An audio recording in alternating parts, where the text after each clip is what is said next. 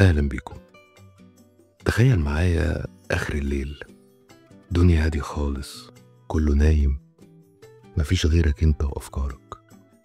صوت التلاجة الخفيف، صوت عربية معدية كل فين وفين، ونور الأباجورة الخافت.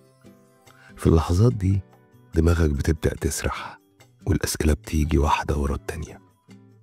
أنا ليه مش عارف ألتزم بالحاجة دي؟ هو أنا هفضل خايف كده على طول؟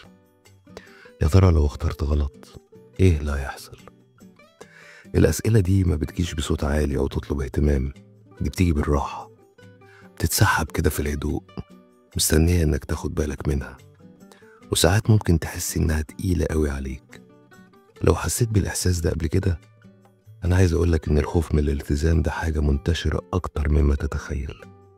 ده مش معناه إنك ضعيف أو وحش، ده بس بيوريك إن أي حاجة بتفكر فيها مهمة قوي بالنسبة لك من جواك. أنت عايز تعمل الحاجة الصح، وعشان كده الخوف موجود، ودي طبيعة بشرية. النهاردة خلينا نتكلم عن الخوف ده مع بعض، مش على إنه حاجة لازم نصلحها أو نتخلص منها، على إنه حاجة لازم نفهمها.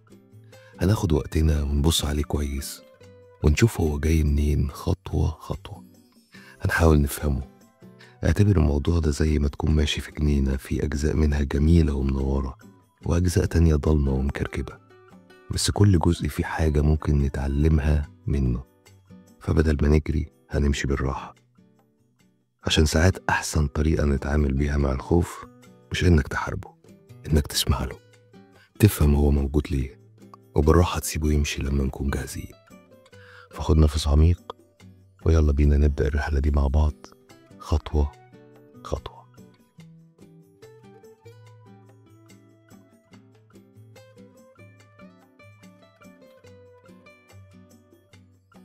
لما كنت صغير كنت فاكر إن الالتزام ده حاجة بسيطة، تاخد قرار وتلتزم بيه وخلاص.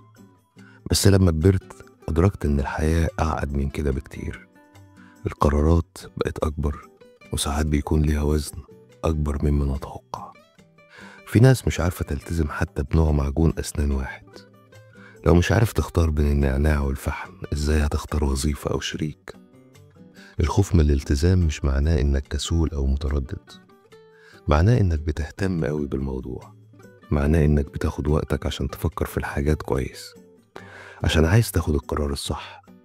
كتاب مفارقة الاختيار بيقول إن التفكير قبل ما تاخد قرار بيخليك تحس برضا أكتر بعدين. فلو أنت متردد، دي مش علامة فشل، دي معناها إنك بتدي الموضوع الاهتمام اللي يستحقه، وده عادي ومفيش فيه أي مشكلة.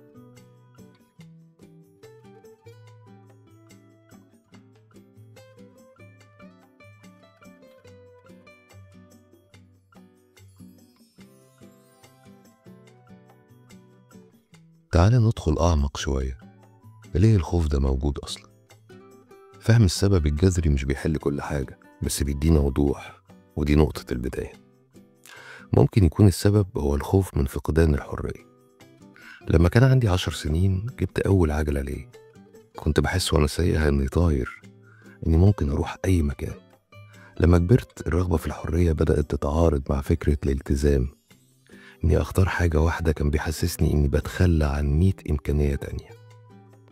أحمد صاحبي شرح الموضوع ده بالظبط. قال لو خدت الشغلانة دي أنا خايف أضيع أجازات نهاية الأسبوع بتاعتي، لو دخلت في علاقة أنا خايف أضيع نفسي. الخوف من الارتباط غالبا بيجي من اعتقادنا إننا بنبدل الحرية بالأمان. بس إيه رأيك لو الالتزام ده مش معناه إنك تتخلى عن حاجة، معناه إنك بتكسب حاجة جديدة، زي فرصة إنك تعمل حاجة مهمة وتدوم. السبب التاني هو الخوف من عدم الكفاءة. النقطة دي شخصية قوي بالنسبة لي. أنا كنت مرعوب من إني أبدأ أي حاجة جديدة، سواء كانت هواية، علاقة، أو حتى البودكاست ده، وكان بسبب خوفي من الفشل. كنت بسأل نفسي مين هيهتم باللي بقوله. بس بعدين قريت مقولة لبريني براون: الضعف يبدو وكأنه حقيقة، ويشعر وكأنه شجاعة. المقولة دي أثرت فيا قوي. أنا ما كنتش خايف من الفشل، أنا كنت خايف إني أبان إني مش كامل. لو حسيت بالإحساس ده قبل كده، افتكر إن الالتزام مش معناه إنك تكون مثالي، ده معناه إنك تحاول وتتعلم وإنت ماشي. السبب التالت قد يكون تأثير التجارب السابقة. ساعات الالتزام بيبقى مخيف بسبب حاجة حصلت قبل كده، يمكن اتأذيت، انفصال، مشروع وفشل، أو صداقة وانتهت. الذكريات دي ممكن تسيب علامة، بس اللي عايزك تعرفه هو إن ماضيك مش بيحدد مستقبلك. كل تجربة سواء كانت حلوة أو وحشة علمتك حاجة أنت كبرت فيها حتى لو وجعتك.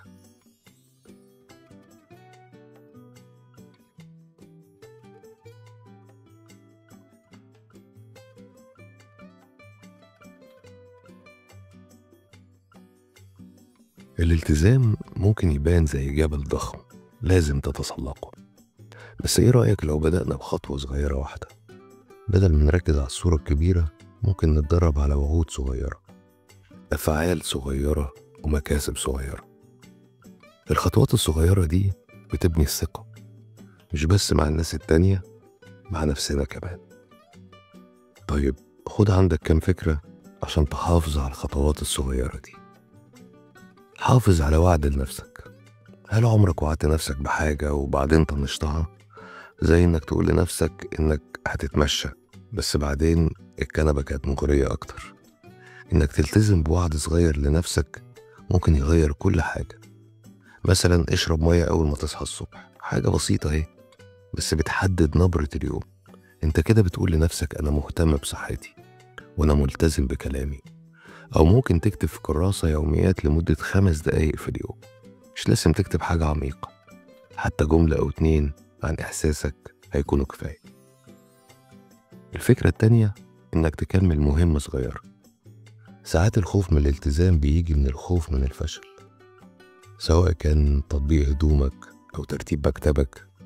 ابدأ بحاجة صغيرة، حاجة تقدر تعملها. إنك تخلص مهمة ده بيديك إحساس بالإنجاز. الأفعال الصغيرة بتوريك إنك تقدر تلتزم حتى لو كانت حاجات صغيرة أوي، ومع الوقت الحاجات الصغيرة دي هتتراكم وتبقى حاجات كبيرة.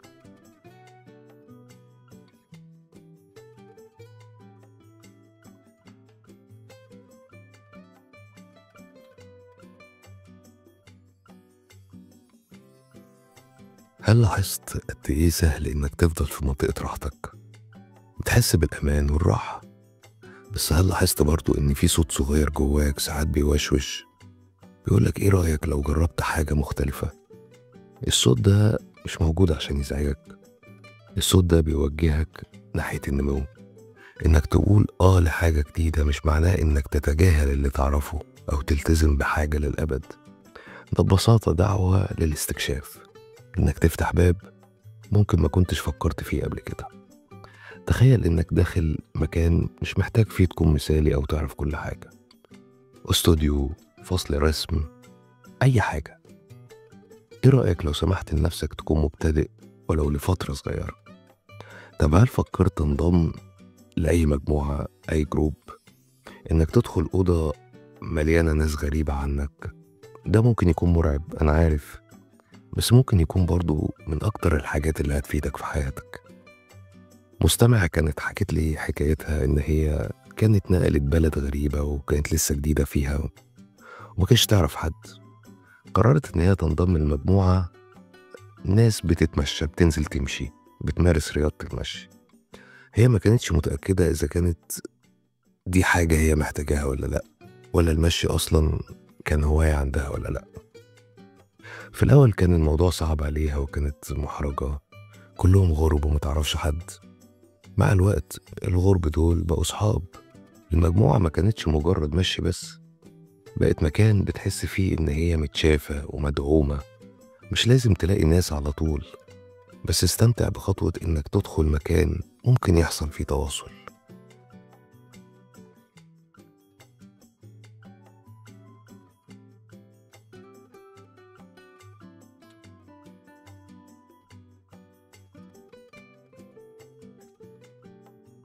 من الأسباب اللي بتخلينا نخاف أكتر من الالتزام هو الضعف، خصوصا في العلاقات. لفترة طويلة كنت فاكر إن إظهار الضعف حاجة لازم أتجنبها. كنت قلقان إني أوري مخاوفي أو شكوكي، إن ده ممكن يخلي الناس تشوفني ضعيف أو حتى يبعدوا عني. بس مع الوقت أدركت حاجة مهمة: الضعف مش ضعف، ده اللي بيربطنا ببعض. لما بتخلي حد يشوفك على حقيقتك، أمالك ومخاوفك وحتى الأجزاء اللي مش مترتبة فيك، بيفتح الباب لحاجة صادقة. ده مش بس في الحب، على الرغم من إنه مهم هناك برضه. في العلاقات إظهار الضعف مش بيخوف الناس الصح، بيقربهم أكتر. المفتاح هنا بقى إنك تكون قوي وتتكلم بصراحة مع الناس اللي حواليك. ده هيساعدك تحل المشكلة بشكل أو بآخر. لما تكون ماشي في طريق ساعات بتتكعبل في طوبة، بتوجع، بس بتعلمك برضو إنك تاخد بالك من خطواتك المرة الجاية. نفس الكلام ينطبق على الالتزام. عادي إنك تحس بالحذر، عادي إنك تاخد وقتك، بس متخليش وجع الماضي يوقفك عن إنك تتحرك لقدام. انت اتعلمت كتير قوي وانت جاهز للخطوة اللي بعدها. الألم والخوف من الالتزام مش هيخفوا بسرعة إلا لما انت تاخد خطوة بنفسك. الناس اللي حواليك مهمين طبعا في الرحلة دي، بس انت اللي بتقرر كل حاجة.